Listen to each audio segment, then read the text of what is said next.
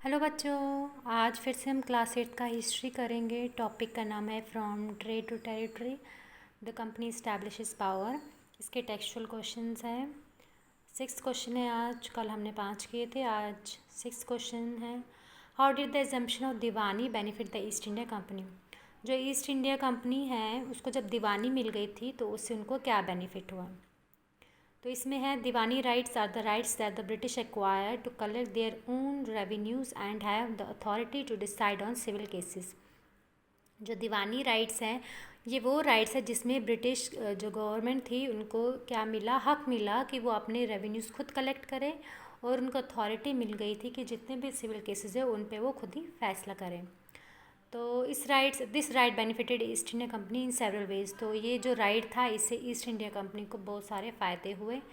पहला फ़ायदा हुआ, it allowed the company to use the vast revenue resource of Bengal.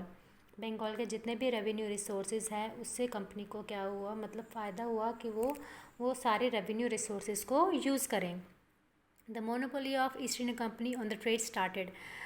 जो ट्रेड है उस पर ईस्ट इंडिया कंपनी का हक भी शुरू हो गया। थर्ड है revenue of Bengal was used to export Indian goods out of the country. जो बंगाल का रेवेन्यू आता था, बंगाल से जितना भी रेवेन्यू आता था वो किस लिए यूज़ होने लगा, अब जितने भी इंडियन गुड्स है उसको एक्सपोर्ट करने में अब वो रेवेन्यू यूज़ होने लगा।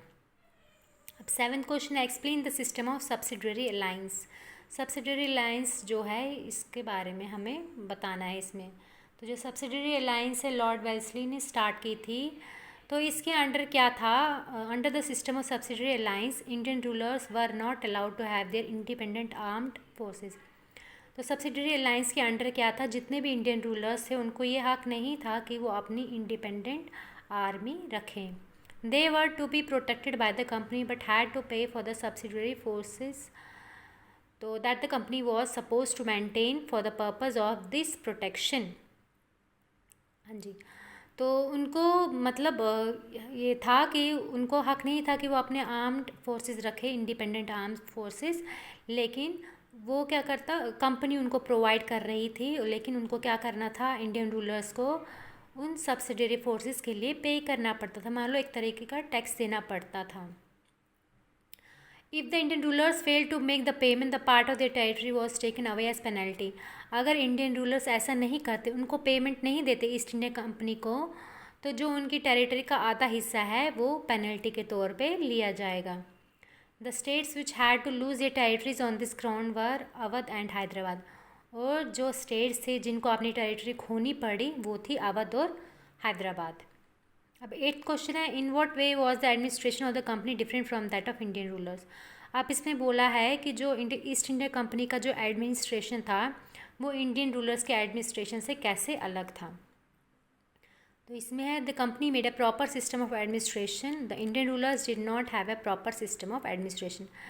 जो कंपनी थी उन्होंने क्या किया था, एक प्रॉपर सिस्टम रखा था एडमिनिस्ट्रेशन का, और जो इंडियन रूलर्स थे उनके पास प्रॉपर सिस्टम नहीं था एडमिनिस्ट्रेशन का। The company took suggestions from Pandits and Maulvis before making new laws for criminal and civil cases. जो कंपनी थी वो क्या करती थी, सजेशंस लेती थी पंडित से और मौलवी से, ताकि वो जब नए लॉज बनाए क्रिमिनल या सिविल केसेस पे तो वो सजेशंस लेती थी। लेकिन जो इंडियन रूलर्स थे वो ऐसा नहीं करते थे, वो अपनी मतलब अपना रूल चलाने के लिए वो ऐसे सजेशंस नहीं लेते थे। अब 9th क्वेश्चन है, describe the changes that occurred in the composition of the companies army.